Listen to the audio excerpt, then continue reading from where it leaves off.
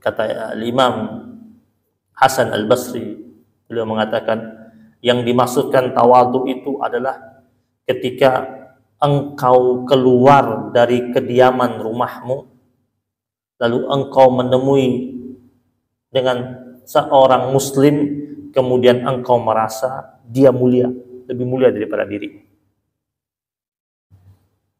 Tawadhu. Kita nggak tahu nih di tengah-tengah kita ini siapa lebih mulia. Maka kita setiap lihat teman kita di sekitar kita, kita anggap dia lebih mulia dari kita. Iya. Bukan yang ceramah ini dia pasti lebih mulia daripada yang mendengarkan ceramah. Bisa-bisa yang mendengarkan ceramah lebih mulia. Kadang-kadang yang berceramah dia menyampaikan amalan-amalan yang harus dilakukan. Belum tentu dia amalkan, tetapi yang dengar diamalin. Banyak sekali terjadi yang menyampaikan pesan, baca amalan ini, baca amalan ini, terus yang dengar nyatat. Ternyata yang dengar ini yang dawam. Yang dengar yang nyata ini dia yang dawam, rutin amalin tersebut. Ya. Maka setiap kali kita lihat orang, kita perhatikan dia baik-baik, anggap bahwasanya bisa saja dia jauh lebih mulia daripada diri kita. Dan jangan sungkan-sungkan ketemu sama siapa saja, minta doanya.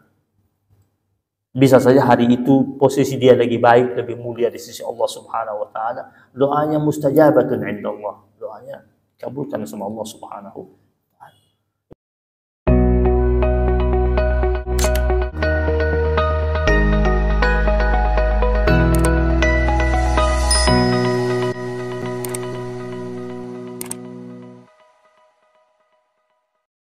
Alhamdulillahi rabbil alamin. وبه نستعين على أمور الدنيا والدين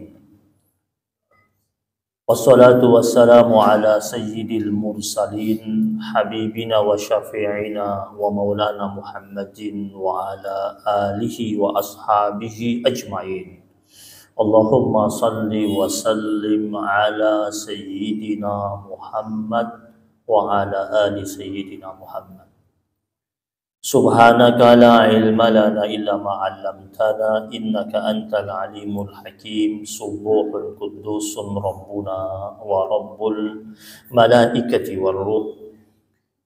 Jamaah majlis kajian yang dimuliakan Allah, marilah sama-sama kita hadirkan hati kita, kita tundukkan kepala kita, kita niatnya i'tikaf di masjid ini sampai waktu Isya dengan membaca surat Al-Fatihah agar Allah turunkan limpahan rahmat dan keberkahan dalam kehidupan kita. Allah kabulkan hajat kita, Allah hadirkan taufik dan hidayah di majlis kita.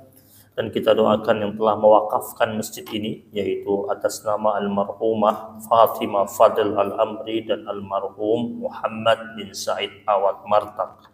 Ala hadhihi niyah wa ala kulli niyatin salihah. Al-Fatihah.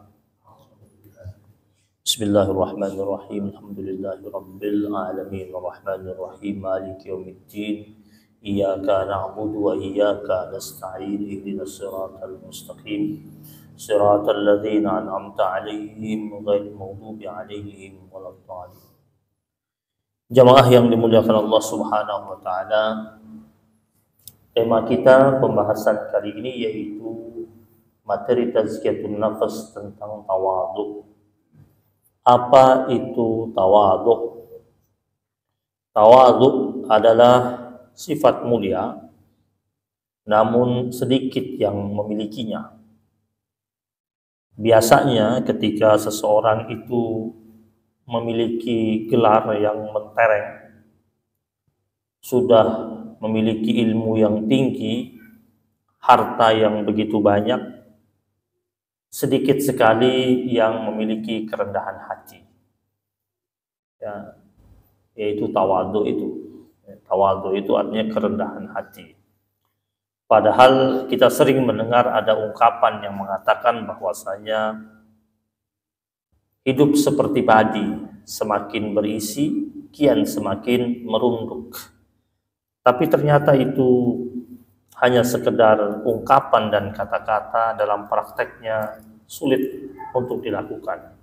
Karena ketika seseorang itu sedang mencapai pada puncak kejayaannya, atau dia berada pada posisi yang tinggi atau mulia, biasanya setan senantiasa mendrive-nya, menuntun dia dan mengajak dia untuk menjadi jiwa yang takabur, jiwa yang jumawa, jiwa yang sombong. Nah, mengenai tawadu ini, ya, ulama ada yang mengartikan yang dimaksudkan dengan tawadu adalah orang itu ridha jika dianggap mempunyai kedudukan lebih rendah daripada sempatasnya. Itu tawadu. Ya, ketika orang nggak kenal dia itu siapa, ya, kemudian dia terima saja. Ya, dia sebenarnya datang itu tempat duduk dia di depan, tapi tidak ada yang mengenal dirinya, dia duduk di belakang.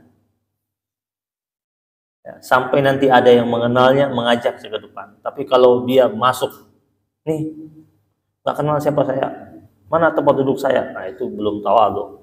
Tapi dia datang, dia duduk saja. Kemudian setelah itu baru dipersilahkan baru dia masuk ke depan. Nah itu orang, dia menerima ketika dia mendapatkan hal yang sebenarnya tidak pantas buat dirinya. Ya. Maka ulama mengatakan tawadu ini adalah pertengahan antara sombong dan melecehkan diri. Sombong nggak boleh, melecehkan diri pun nggak boleh kita. Jadi di tengah-tengah ini tawadu ini. Ya. Sombong itu merasa dirinya tinggi, ya. Kemudian orang yang melecehkan diri itu artinya orang yang menempatkan dirinya pada titik yang rendah sampai pada posisi melecehkan haknya. Nggak boleh juga seperti itu. Nah, dia di antara itu, di tengah-tengah antara sombong dan melecehkan diri. Nah, tawadu ini punya keutamaan jamaah sekalian. Yang pertama, orang yang tawadu menjadi sebab dia mendapatkan kemuliaan di dunia dan di akhirat. Pertama, maka Rasul sallallahu alaihi wasallam bersabda, "Ma naqasat sadaqah min malin wa ma zadallahu 'abdan bi'affin illa 'izzan wa ma tawada'a ahadun lillah illa rafa'ahu Allah." Nabi katakan yang pertama bahwasanya harta yang disedekahkan itu tidak pernah akan kurang. Dia pasti bertambah terus-menerus. Kemudian yang kedua, kata Rasul sallallahu alaihi wasallam, tidaklah Allah menambahkan kepada orang yang punya sifat pemaaf illa izzan, kecuali Allah Subhanahu wa taala tambahkan kemuliaan buat dirinya. Dan yang ketiga kata Nabi sallallahu alaihi wasallam, wa ma tawada'a ahadun lillah illa rafa'ahu Allah. Tidaklah seorang hamba Allah itu dia tawaduk, dan tawaduknya itu semata-mata karena Allah, melainkan Allah Subhanahu wa taala akan mengangkat derajatnya. Hadis riwayat Imam Muslim. Jadi di sini Allah Subhanahu wa taala lewat Rasulnya menjanjikan akan ditinggikan derajat orang yang tawaduk dunia dan di akhirat. Ya, pasti akan diangkat derajatnya Allah Subhanahu wa taala. Nah, jamaah yang dimuliakan Allah Subhanahu wa taala, karena tawadu ini merupakan akhlak yang mulia dan kita saksikan para nabi-nabi alaihi wassalatu wassalam juga menunjukkan masing-masing pada dirinya memiliki sifat tawadu. Kita perhatikan Musa alaihi salam. Dia seorang rasul, tetapi dia rela melakukan pekerjaan rendahan. Nabi Musa alaihi salam membantu memberikan minuman kepada hewan ternak.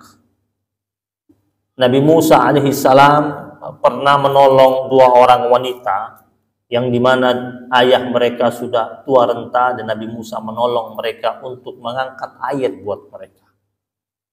Nabi Musa tidak gengsi, bukan Rasul, utusan Allah, ya, kekasihnya Allah. Kemudian dia pilih itu tentang pekerjaan yang harus dilakukan.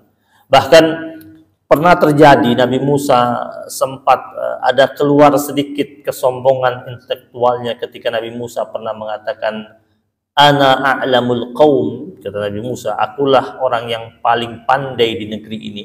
Dan sebenarnya memang pantas Nabi Musa ucapkan itu, karena memang dia memiliki kepandaian dan kecerdasan itu. Tetapi karena dia seorang Rasul, dia ditegur oleh Allah Subhanahu wa Ta'ala. Sepintas wajar yang diucapkan oleh Musa alaihissalam. Tapi Allah Subhanahu wa Ta'ala menegur Musa alaihissalam dengan Allah tugaskan dia untuk menimba ilmu dari orang yang lebih pintar darinya, yaitu Khidir alaihissalam. Ya. Nabi Musa mengucapkan dia a'lamul qaum karena dia memang yang menuntun Bani Israel, yang membimbing Bani Israel pada waktu itu. Dia membebaskan rakyat Mesir dari perbudakannya Fir'aun pada waktu itu.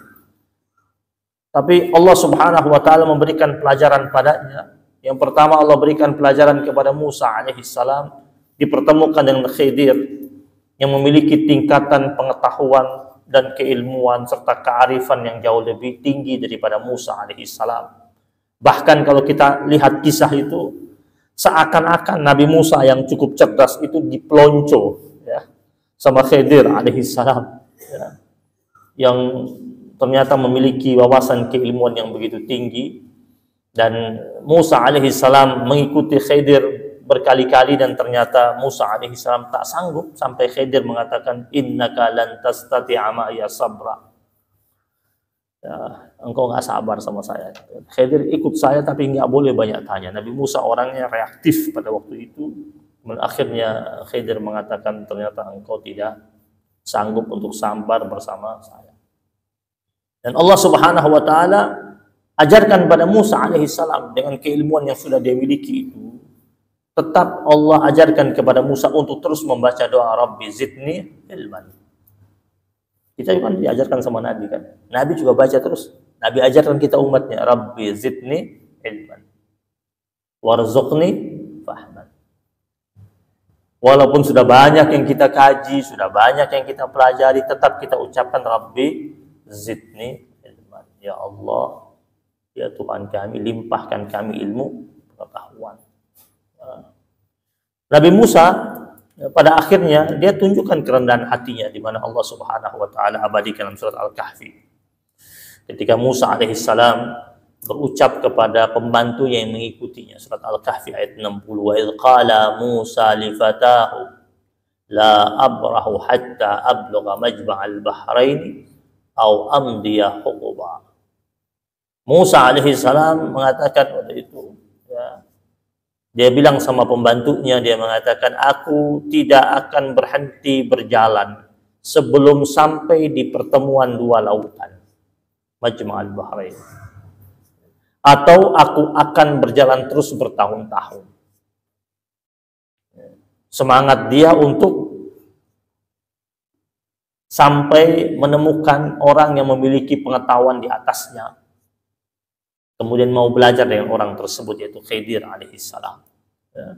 Kata Imam Fakhruddin Ar-Razi dalam kitab tafsirnya, kata beliau, anna Musa alaihissalam ma'a kasrati ilmihi wa amalihi, bahwasanya Musa alaihissalam dengan ilmu yang begitu banyak, amal-amal yang begitu banyak, ilmu dia yang begitu tinggi, amal dia yang begitu banyak, wa uluwi mansibihi, dan keluhuran derajat yang dimiliki oleh dirinya, wastijma'i mujibati syarafit tam fi haqqihi, dan juga adanya berbagai hal yang menetapkan kemuliaan yang sempurna padanya.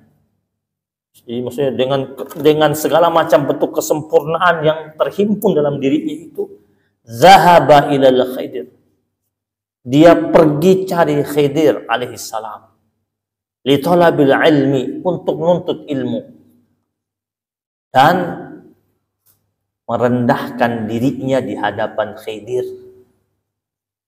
Ya.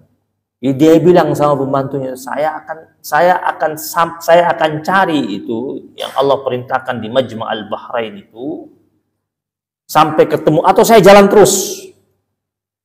Ya. Padahal dia sudah memiliki pengetahuan yang cukup luas, amal yang cukup banyak, kemudian dia punya keluhuran derajat, kemudian segala macam nilai-nilai kemuliaan itu terhimpun pada dirinya, tapi dia tetap cari Khidir alaihissalam. Artinya apa? Tawadhu. Ini kan kita kadang-kadang pas merasa punya ilmu, pas ada yang ngajar, kita bilang, kayaknya yang ngajar nih kopinya kopi encer nih, bukan kopi kental, nggak mau duduk. Atau kita pikir, kajiannya kayaknya gue udah paham nih, nggak mau ikut. Musa cari, dia nabi kan, dia kalimullah. Wa kallamallahu Musa taklima. Cari, suruh Allah bilang cari Khidir. Dia nggak bilang ngapain, pengikut saya banyak. Antum tahu Khidir punya pengikutnya. Kalau dibilang jumlah pengikut, banyak pengikutnya Musa. Kalau bicara tentang mukjizat, kita jarang dapat kisah tentang mukjizatnya Khidir. Musa, banyak mukjizatnya Musa yang Allah berikan pada dia. Ya. Banyak permintaan yang diajukan kepada Allah, Allah penuhi. Ya. Banyak kelebihan-kelebihan yang Allah hadirkan dalam kehidupannya, tapi dia cari Khidir, mau duduk bersama Khidir. Ya. Jadi ini menjelaskan tentang pribadi agung yang dimiliki oleh Musa alaihissalam dan derajat yang luhur ya, yang dimiliki oleh Musa alaihissalam, yang dengan demikian akhirnya dia menjadi pribadi yang sangat tawadhu. Bahkan Syekh Mutawalli Asy-Sya'rawi dalam kitab tafsir Asy-Sya'rawi, dia mengabarkan Khidir setelah ketemu sama Musa, Khidir pun nggak sombong. Nih Khidir kan Allah pertemukan dengan Musa. Khidir alaihissalam itu pengetahuannya tinggi memang. Ya. Dan Nabi Musa harus berguru sama dia atas perintah Allah. Tapi tidak ada ucapan Khidir sama Musa, lu baru tahu kan siapa gue? Jangan sombong lu, di atas langit ada langit. Khidir nggak ngomongin begitu sama Musa alaihissalam. Khidir nggak bilang sama Nabi Musa, jangan mentang-mentang lu banyak pengikutnya, sekarang lu ikut gue. Enggak juga. Ya. Khidir dia bilang sama Musa alaihissalam, wa ma fa'altuhu an amri. Ya.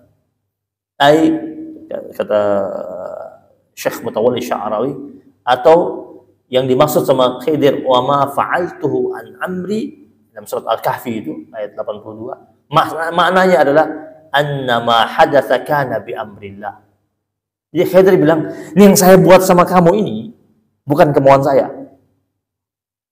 Kata Khidir. Kan Nabi Musa kan bilang, Allah suruh saya ngikutin dia.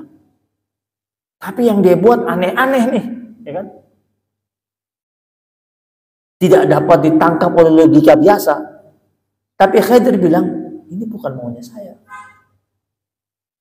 Yang saya buat ini semua itu atas perintah Allah, bi amrillah. Wa ma 'allamtuka iyyahu kana min 'indillah. Terus dia bilang, yang saya ngajar sama engkau ini bukan milik saya. Ilmu yang saya punya ini bukan karena kehebatan saya, tapi dari Allah Subhanahu wa ta'ala. Dan saya tidak punya kelebihan atas dirimu. Khidir ngomong, dan saya tidak punya kelebihan atas diri. Berarti Khidir tawadhu juga kan? Tawadhu. Wa hadza darsun fi adabit tawadhu wa ma'rifatil fadli li ahlihi, kata Imam Asy-Sya'rawi. Inilah pelajaran ya, tentang adab tawadhu, adab akhlak tawadhu, dan mengetahui keutamaan bagi pemiliknya. Jadi tawadhu itu betul-betul dipraktekkan. Antum mau belajar tawadhu, antum datang ke acara kondangan, antum pakai baju rapi, udah pakai baju batik keren, ya. Antum ikut angkat piring kotor, ya, didik diri kita ya, ikut. Atau antum datang ke masjid waktu subuh, antum datang pas datang paling belakang, antum datang lihat sandal sudah banyak, antum jajarin tuh sandal, jajarin rapi, menghadap ke arah pulang, ya, menghadap ke arah, didik diri kita untuk jadi jiwa yang tawadhu. Atau antum kerjakan pekerjaan rumah yang sebenarnya antum bisa kerjakan, yang kadang-kadang antum suruh orang-orang rumah kerjakan. Biasakan. Ya, sesekali lah, antum cuci piring itu, nyapu itu. Ya. Mungkin antum di kantor bisa suruh banyak orang, punya anak buah. Tapi coba belajar tawadhu sesekali. Kerjain itu di rumah. Tawadhu. Imam Al-Ghazali rahimahullah, beliau mengatakan yang dimaksudkan dengan tawadhu itu adalah engkau mengeluarkan kedudukanmu, dan menganggap orang lain lebih utama ketimbang dirimu. Tawadhu. Al-Imam Ibnu Athaillah As-Sakandari dalam kitab Al-Hikam beliau katakan tawadhu itu adalah ketika seseorang itu melihat kebesaran Allah pada diri orang lain. Tawadhu itu. Jadi ketika seseorang itu dia melihat ada kebesaran Allah Subhanahu wa taala pada diri orang lain. Jadi dia ketika melihat orang dianggap ini orang pasti punya kelebihannya. Dia juga makhluk ciptaan Allah Subhanahu wa taala. Nabi Daud alaihi salam, dia bekerja dan dia makan dari hasil kerja tangannya sendiri. Tawadhu. Nabi Zakaria dulunya seorang tukang kayu. Zakaria. Nabi Isa alaihi salam juga tawadhu. Dia berbakti kepada ibundanya. Wa barran biwalidati wa lam yaj'alni jabbaran syaqiyya. Berbakti kepada ibuku dan dia Allah Subhanahu wa taala tidak menjadikan aku sebagai orang yang sombong dan celaka. Tawadhu yang dimiliki oleh Isa Al-Masih. Nah, kerendahan hati ini sangat dibutuhkan jamaah sekalian dalam bersyukur kepada Allah Subhanahu wa taala. Dalam kitab Az-Zuhd, Nabi Allah Daud alaihi salam itu membawakan riwayat Nabi Daud alaihissalam ceritakan Nabi Daud itu pernah tanya sama Allah Subhanahu wa taala. Kata Nabi Daud, dia mengatakan, "Ya Rabbi, aduhai Tuhanku, apakah ada di muka bumi ini ada makhluk lain yang zikirnya lebih banyak dari saya?" Kata Daud alaihissalam tanya sama Allah. Lalu akhirnya pada waktu itu Allah Subhanahu wa taala tunjukkan kepada Daud seekor katak. Kata Allah Subhanahu wa taala kepada Daud alaihissalam, ini katak. Zikirnya lebih banyak daripada diri. Ya. Artinya Allah didik Daud alaihissalam, jangan kau merasa kau lebih banyak zikir. Ada makhluk lain lebih banyak zikir. Kita kalau sudah merasa ibadah kita bagus, baik, enggak. Jangan timbul ujub. Jadi kita sudah bahas kan pertemuan yang lalu tentang ujub. Dan sekarang kita masuk di tawadhu. Jadi ujub ini harus dilawan dengan sifat tawadhu. Allah bilang sama Daud, ini katak zikir lebih banyak daripada. Maka Allah katakan, "I'malu ala Dawud syukra wa qalilun min ibadiy syakur." Dalam surat Saba. Wahai keluarga Daud, lakukanlah amal pekerjaan dengan bersyukur yang begitu banyak. Hanya sedikit daripada hamba-hambaku yang bersyukur, kata Allah Subhanahu wa taala. Daud alaihissalam akhirnya bilang sama Allah. Nabi Daud akhirnya tunjukkan tawadhu'nya. Dia bilang apa sama Daud? Daud bilang apa sama Allah Subhanahu wa taala? Ya Rabbi, wahai Tuhanku, bagaimana mungkin aku bersyukur padamu sementara Engkau memberikanku nikmat? Wahai Tuhanku, Engkau juga yang memberikan aku rezeki. atas nikmat itu. Kemudian engkau menambahkan nikmat yang bertubi-tubi dalam kehidupan. Dan aku tahu betul segala macam bentuk nikmat itu berasal dari dirimu. Dari engkau, wahai Tuhanku. Dan syukur yang aku lakukan saat ini dapat aku lakukan atas kuasamu dan kehendakmu. Kata Daud. Jadi bagaimana mungkin aku mampu bersyukur padamu, sedangkan aku ketika bersyukur padamu itu, kemampuan aku bersyukur, engkau yang kasih. Jadi kita ini ketika dapat bersyukur, jangan merasa itu karena bisanya kita bersyukur. Karena Allah yang ringankan hati kita untuk bersyukur. Lalu akhirnya Allah berfirman kepada Daud alaihissalam, wahai Daud, dengan begitu engkau sudah mengenal diri. Engkau mengenal aku sudah, kata Allah kepada Daud alaihissalam. Al-an araftani ya Daud. Wahai Daud, sekarang engkau sudah mengenal aku dengan pengenalan yang baik dan serius. Ucapan Allah kepada Daud alaihissalam. Ya. Jemaah yang dirahmati Allah subhanahu wa ta'ala. Rasul ingatkan kepada kita, wa innallaha awha ilayya an tawadau hatta la yafhara ahadun ala ahadin. Allah subhanahu wa ta'ala telah mewahyukan kepada aku Rasulullah sallallahu alaihi wasallam untuk memiliki sifat tawaduk. Maka janganlah seseorang di antara kalian menyombongkan dirinya atas yang lain, wala yabghi ahadun ala ahadin. Dan janganlah seseorang di antara kalian melampaui batas di antara orang yang lain. Ya. Contoh tawaduknya Rasulullah Sallallahu Alaihi Wasallam. Nabi itu pernah jalan sama sahabat-sahabatnya. Kemudian mereka berhenti di satu tempat.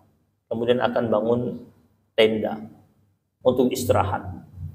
Masing-masing sahabat-sahabat Nabi itu berbagi tugas. Ada yang mengatakan saya yang siapkan tendanya, ada yang mengatakan saya yang rapikan tempatnya, ada yang mengatakan saya yang akan cari hewan buruan, ada yang mengatakan saya yang akan menyembelih hewan buruan tersebut, ada yang mengatakan saya yang akan mengulitinya, ada yang mengatakan saya yang akan mencincang-cincangnya, ada yang mengatakan saya yang akan siap pancinya, ada yang mengatakan saya yang siapkan airnya. Masing-masing berbagi tugas dan mengajukan dirinya dengan tugas masing-masing. Sampai pada Rasul mengatakan, kalau begitu aku yang akan mencari kayu bakarnya, biar kita dapat memasak. Kata sahabat-sahabat Nabi, wahai Rasul, engkau duduk tenang saja, biar kami yang kerjakan itu semuanya. Apa kata Nabi? Tidak, kita berangkat sama-sama dan kita bekerja sama-sama. Tawaduknya Rasulullah Sallallahu Alaihi Wasallam. Nabi itu kalau berjalan dan ketemu di satu kaum kumpul, Nabi ngucapin salam. Tidak hanya kepada kaum dari kalangan remaja atau orang-orang besar, anak-anak kecil. Maka kata Anas bin Malik radhiyallahu taala anhu, Anas bin Malik mengatakan, anna Rasulullah sallallahu alaihi wasallam yazurul ansar. Nabi itu pernah satu hari dia mengunjungi orang-orang Ansar. Pas Nabi mengunjungi orang Ansar, wa yusallimu ala sibyanihim wa yamsahu ru'usahum. Nabi datang kunjungi kaum Ansar itu yang lagi duduk rame-rame. Nabi menyalami anak-anak kecil, disalami sama Nabi datang. Terus Nabi usap-usap kepalanya anak kecil tersebut. Ya, bukan ini hadis riwayat Imam Ibnu Hibban. Jadi bukan berarti Nabi datang di situ kan ini anak kecil dilewatin aja gitu. Bukan. Anak-anak kecil disamperin sama Nabi. Diajak salaman dengan Nabi, terus Nabi usap-usap kepalanya. Tawadunya Rasulullah Sallallahu Alaihi Wasallam. Kadang-kadang kan kita lihat saat ini jarang orang mau salaman sama orang yang lebih rendah. Ya. Bikin acara pesta pakai jam, tahu pakai jam? Ya, yang datang pagi sampai jam 12 kalangan ini. Yang jam 12 sampai jam sore kalangan ini. Dari kalangan-kalangan petinggi-petinggi, orang-orang penting, datangnya yang malam. Nah, yang datangnya pagi tiba-tiba datang malam ditegur, kamu kenapa datang malam? Udah dibagi jamnya. Kenapa? Menunya beda. Menunya beda. Sampai kadang-kadang kirim kartu undangan juga begitu. Kartu undangannya beda bentuknya. Cetakannya beda. Itu nggak tawadhu itu. Ya. Rasul Shallallahu Alaihi Wasallam itu pernah Aisyah radhiyallahu taala anha ditanya bagaimana Nabi kalau di rumah. Dikatakan Nabi kalau di rumah sandalnya yang putus disambung sendiri sama dirinya. Bajunya yang sobek dijahit sama Rasul Shallallahu Alaihi Wasallam.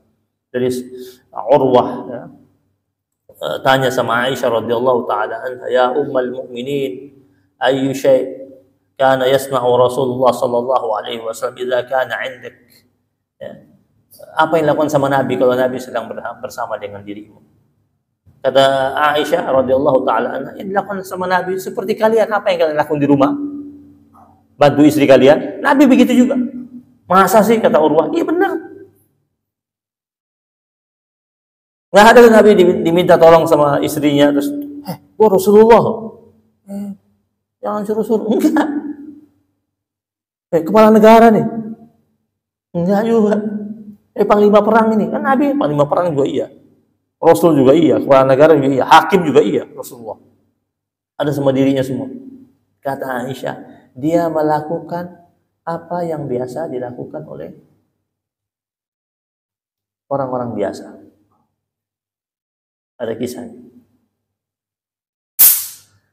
Ini ada dua orang sahabat dulu sekolah sama-sama ketika SMA.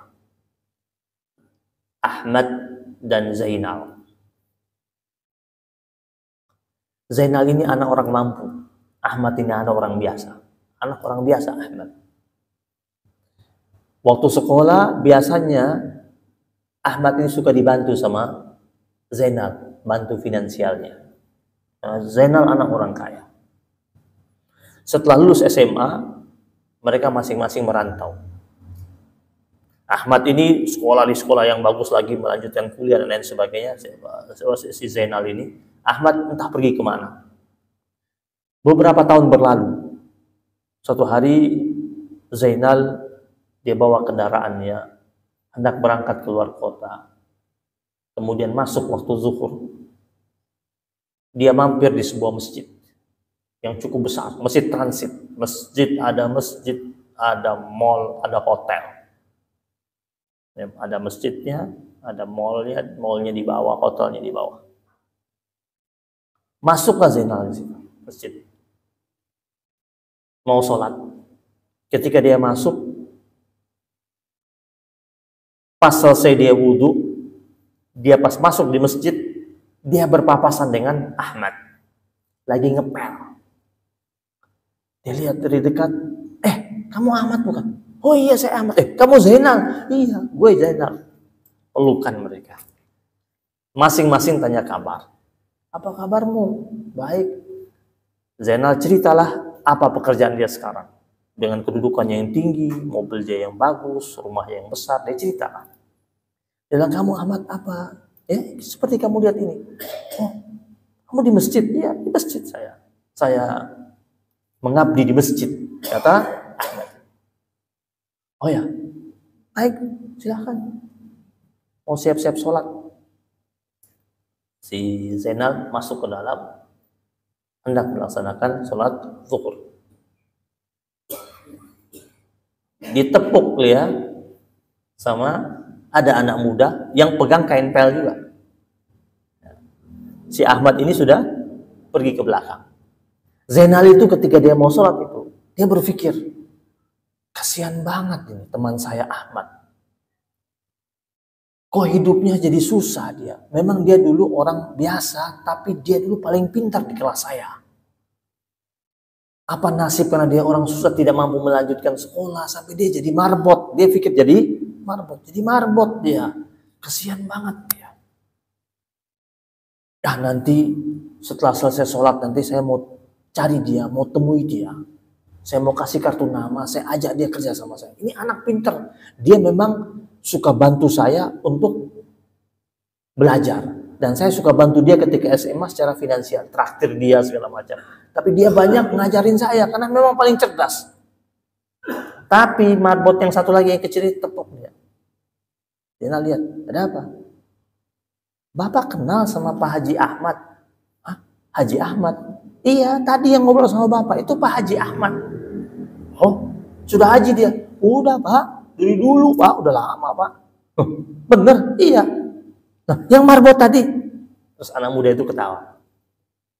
Iya Pak, Bapak lihat dia ngepel kan? Iya, ngepel, dia kan teman sekolah saya itu pintar banget, tapi saya sedih sekali kenapa dia jadi marbot. Terus anak muda itu bilang, Bapak, Haji Ahmad yang punya masjid ini Pak. Oh, dia bukan kerja di masjid ini? Bukan marbot, bukan. Yang punya masjid ini, yang bangun masjid ini Pak. Terus anak muda itu ajak dia, Bapak lihat di luar sana. Itu di bawah situ. Di bawah itu, iya. Bapak lihat apa itu? Mall. Itu punya Pak Haji Ahmad. Sampingnya hotel besar itu Pak. Tempat orang-orang nginep. Punya Pak Haji Ahmad. Punya dia semua? Iya Pak. Punya dia semua Pak. Nah terus kenapa dia ngepel? Pak Haji Ahmad setiap hari Pak, dia datang kemari. Dia ngabdi di masjid Pak. Dia sudah selesai dengan dunianya. Sudah selesai dengan kehidupannya. Itu yang dilakukan. Dia bersama-sama dengan kita. Dan orang-orang yang mengunjungi masjid ini tidak ada yang kenal kalau ini yang bangun masjid. Orang ini yang bangun masjid dan orang ini Haji Ahmad. Tidak ada yang tahu. Bapak kebetulan tahu karena memang teman sekolah. Nangis tuh teman. Zainalnya nangis. Allah. Orang yang saya kira sulit hidupnya. Bahkan saya berusaha nanti setelah selesai sholat mau bantu dia. Ternyata sangat kaya, lebih kaya daripada Zainal itu sendiri. Apa itu? Tawadhu. Ya. Tidak ada orang yang tawadhu itu rugi hidupnya. Kita ini perlunya pengenalan di hadapan siapa? Allah. Bukan di hadapan manusia. Orang yang pingin pengenalannya di hadapan manusia, berapa lama dia dikenal sama manusia? Anggap lihat ada orang jadi presiden 1 periode, 2 periode, 10 tahun dikenal dia. Wa ba'da zalik, selesai itu masih dikenal. Lambat laun ketenaran dia menurun, tergantikan oleh ketenaran pemimpin berikutnya. Lambat laun dulu yang setia sama dirinya, yang kumpul kayak semut lihat gula, lambat laun pergi satu persatu. Tinggal dia sama siapa? Tinggal dia sama keluarganya. Pergi. Mungkin waktu dia baru selesai masih ada.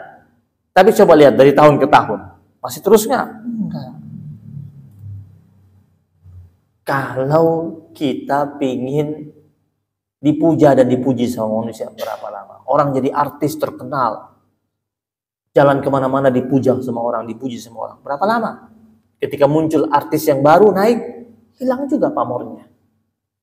Ketika dia sudah tidak mulai laku lagi, tidak dipakai oleh iklan, tidak dipakai oleh film, tidak dipakai lagi oleh perusahaan-perusahaan untuk endorse, hilang nggak dia?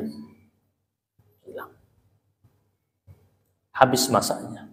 Nah, makanya kata Nabi, "Wa tawadha ahadun illa rafa'ahu Allah." Tidaklah seseorang itu dia tawadhu karena Allah Subhanahu wa taala, melainkan dia akan diangkat derajatnya oleh Allah Subhanahu wa taala. Nabi tidak pernah malu. Kata Aisyah, kana yakunu fi mihnati ahlihi, ta'ni khidmat ahlihi. Nabi itu berkhidmat di keluarganya itu kalau ada di rumahnya. Kalau datang waktu sholat baru dia berangkat pergi sholat. Itu Rasulullah Sallallahu Alaihi Wasallam. Ya. Jangan gengsi itu jadi ayah bersihin popok bayi, mandikan anak. Jangan anggap itu pekerjaan perempuan terus kita nggak mau bantu. Nabi bantu istrinya. Rasulullah Sallallahu Alaihi Wasallam. Ya. Kata Imam Hasan Al-Basri, beliau mengatakan, Yang dimaksudkan tawadhu itu adalah ketika engkau keluar dari kediaman rumahmu, lalu engkau menemui dengan seorang muslim, kemudian engkau merasa dia mulia, lebih mulia daripada diri. Tawadhu. Kita nggak tahu nih di tengah-tengah kita ini siapa lebih mulia. Maka kita setiap lihat teman kita di sekitar kita, kita anggap dia lebih mulia dari kita. Iya. Bukan yang ceramah ini dia pasti lebih mulia daripada yang mendengarkan ceramah. Bisa-bisa yang mendengarkan ceramah lebih mulia. Kadang-kadang yang berceramah dia menyampaikan amalan-amalan yang harus dilakukan. Belum tentu dia amalkan, tetapi yang dengar diamalin. Banyak sekali terjadi yang menyampaikan pesan, baca amalan ini, baca amalan ini, terus yang dengar nyatat. Ternyata yang dengar ini yang dawam. Yang dengar yang nyata ini dia yang dawam, rutin amalin tersebut. Ya. Maka setiap kali kita lihat orang, kita perhatikan dia baik-baik, anggap bahwasanya bisa saja dia jauh lebih mulia daripada diri kita. Dan jangan sungkan-sungkan ketemu sama siapa saja, minta doanya. Bisa saja hari itu posisi dia lagi baik, lebih mulia di sisi Allah Subhanahu wa taala. Doanya mustajabatun indallah. Doanya kabulkan sama Allah Subhanahu wa taala. Imam Syafi'i rahimahullah mengatakan, orang yang paling tinggi kedudukannya adalah orang yang tidak pernah menampakkan kedudukannya. Orang yang paling tinggi kedudukannya adalah orang yang tidak pernah menampakkan kedudukannya. Tidak pernah sebut-sebut apa kedudukannya. Yang kedua, orang yang paling tinggi kemuliaannya adalah orang yang tidak pernah menampakkan kemuliaannya. Tapi dia menjadi mulia dengan sendirinya. Nabi itu tidak perlu dia tampakkan kemuliaan, tapi jadi mulia.